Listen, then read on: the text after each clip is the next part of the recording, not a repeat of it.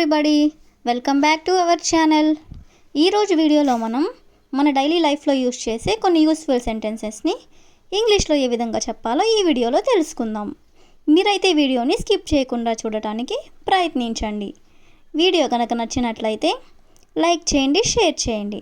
అలాగే మరిన్ని interesting videos కోసం మా ఛానల్ని మీరు సబ్స్క్రైబ్ చేయండి. సోషల్ మీడియా లింక్స్ అనేవి నేను డిస్క్రిప్షన్లో ఇవ్వడం జరిగింది. మీకు ఏమైనా డౌట్స్ వస్తే మీరు నాకు మెసేజ్ చేయొచ్చు.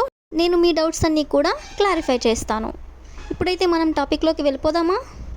Let's get in to the topic. First sentence of this video is ఎందుకలా ఉన్నావు? ఎందుకలా ఉన్నావు? ఎవరైనా మనకి డల్గా కనిపించినప్పుడు లేదా బాధగా కనిపించినప్పుడు మనం ఇలా అడుగుతూ ఉంటాం కదా, ఎందుకలా ఉన్నావు, ఏమైంది అని. దీన్ని మనం ఇంగ్లీష్లో why do you like that, why do you like that అంటే ఎందుకలా ఉన్నావు అని. అలాగే నిన్న ఎందుకలా ఉన్నావు అని మనం అడగాలనుకున్నప్పుడు why did you like that yesterday, why did you like that yesterday అంటే నిన్న అలా ఎందుకున్నావు అని. మనం పాస్ట్ గురించి మాట్లాడుతున్నాం కాబట్టి ఇక్కడ డిడ్ అనే హెల్పింగ్ వెర్బ్ అనేది వస్తుంది. నెక్స్ట్ వన్ ఈజ్ నేను మార్కెట్కి వెళ్ళాలి, నేను మార్కెట్కి వెళ్ళాలి.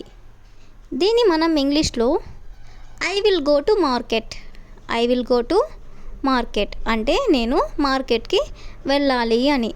అలాగే నేను మార్కెట్కి వెళ్ళాను, నేను మార్కెట్కి వెళ్ళాను.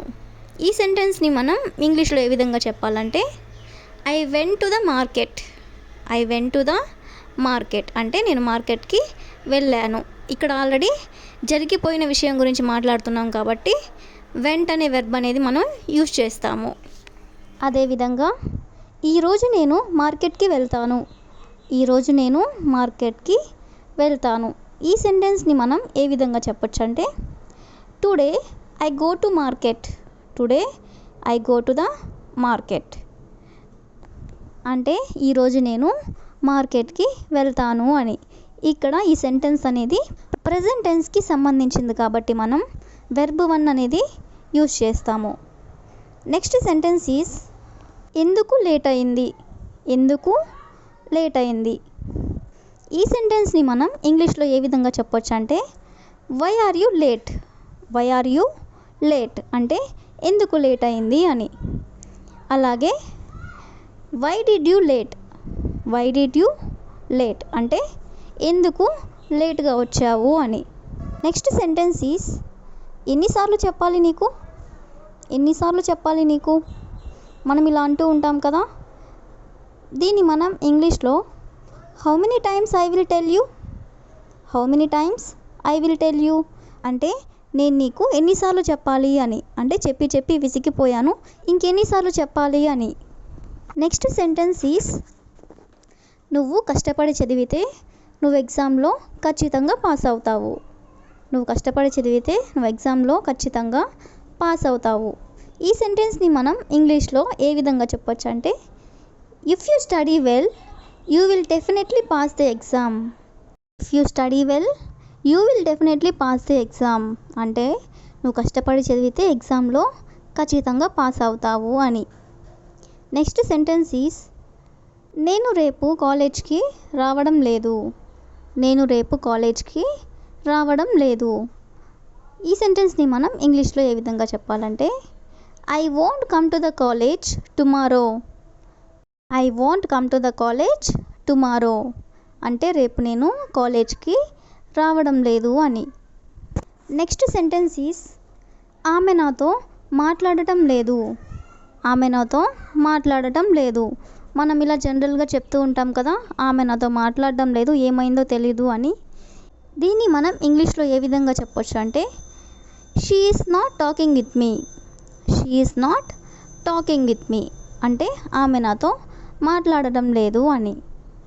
నెక్స్ట్ సెంటెన్స్ ఈజ్ మీ స్నేహితురాలు ఎక్కడ ఉంది, మీ స్నేహితురాలు ఎక్కడ ఉంది లేదా మీ స్నేహితుడు ఎక్కడ ఉన్నాడు. మనం ఇలా అడగాలనుకున్నప్పుడు దీన్ని మనం ఇంగ్లీష్లో where is your friend, where is your friend అంటే నీ స్నేహితుడు లేదా మీ స్నేహితురాలు ఎక్కడ ఉన్నారు అని. నెక్స్ట్ సెంటెన్స్ ఈజ్ ఈరోజు నాకు చాలా పని ఉంది. ఈరోజు నాకు చాలా పని ఉంది. మనల్ని ఎవరైనా ఎక్కడికైనా రమ్మని పిలిచినప్పుడు లేదా ఇంకేమైనా పని ఉన్నప్పుడు మనం ఇలా అంటూ ఉంటాం కదా, ఈరోజు నాకు చాలా పని ఉంది అని. దీన్ని మనం ఇంగ్లీష్లో ఎలా చెప్పొచ్చు అంటే I have so much work today. I have so much work today అంటే ఈరోజు నాకు చాలా పని ఉంది అని. నెక్స్ట్ సెంటెన్స్ ఈజ్ నేను చెప్పేది నిజమేనా. నేను చెప్పేది నిజమేనా. మనం ఈ వర్డ్ అనేది చాలా జనరల్గా యూజ్ చేస్తూనే ఉంటాం కదా. దీన్ని మనం ఇంగ్లీష్లో ఏ విధంగా చెప్పాలంటే am I right. Am I right అంటే నేను చెప్పేది నిజమేనా అని. నెక్స్ట్ సెంటెన్స్ ఈజ్ ఈరోజు వర్షం పడేలా ఉంది.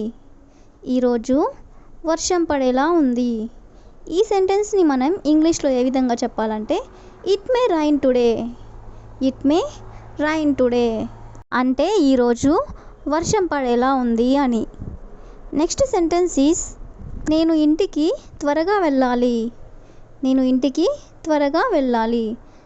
మనకి ఇంట్లో ఏమైనా వర్క్ ఉన్నప్పుడు ఇలా అంటూ ఉంటాం కదా, నేను ఇంటికి త్వరగా వెళ్ళాలి అని. ఈ సెంటెన్స్ని మనం ఇంగ్లీష్లో ఏ విధంగా చెప్పాలంటే I will go to home early. I will go to home early అంటే నేను ఇంటికి త్వరగా వెళ్ళాలి అని. నెక్స్ట్ సెంటెన్స్ ఈజ్ నాకు చాలా ఆకలిగా ఉంది. నాకు చాలా ఆకలిగా ఉంది. దీన్ని మనం ఇంగ్లీష్లో I'm so hungry. I'm so hungry అంటే నాకు చాలా ఆకలిగా ఉంది అని. నెక్స్ట్ సెంటెన్స్ ఈజ్ నేను నిన్ను రేపు కలుస్తాను. నేను నిన్ను రేపు కలుస్తాను. మనం జనరల్గా మనకు తెలిసిన వాళ్ళతో కానీ మన ఫ్రెండ్స్తో కానీ మనం ఇలా అంటూ ఉంటాం కదా, నేను నిన్ను రేపు కలుస్తాను అని. ఈ సెంటెన్స్ని మనం ఇంగ్లీష్లో I will meet you tomorrow. I will meet you tomorrow అంటే నేను నిన్ను రేపు కలుస్తాను అని. నెక్స్ట్ సెంటెన్స్ ఈజ్ నేను నీకు ఎన్నిసార్లు కాల్ చేయాలి. నేను నీకు ఎన్నిసార్లు కాల్ చేయాలి. జనరల్గా మనం చాలాసార్లు కాల్ చేసినా కానీ ఎవరైనా ఫోన్ లిఫ్ట్ చేయనప్పుడు మనం ఈ సెంటెన్స్ అనేది యూజ్ చేస్తూ ఉంటాం. దీన్ని మనం ఇంగ్లీష్లో how many times I will call you. How many times I will call you అంటే నేను నీకు ఎన్నిసార్లు కాల్ చేయాలి అని. That's all for today. I will ask you a question for you. మీ ఆరోగ్యం ఎలా ఉంది. మీ ఆరోగ్యం ఎలా ఉంది. If you know this one in English, you can comment in the comment section. Thank you for watching.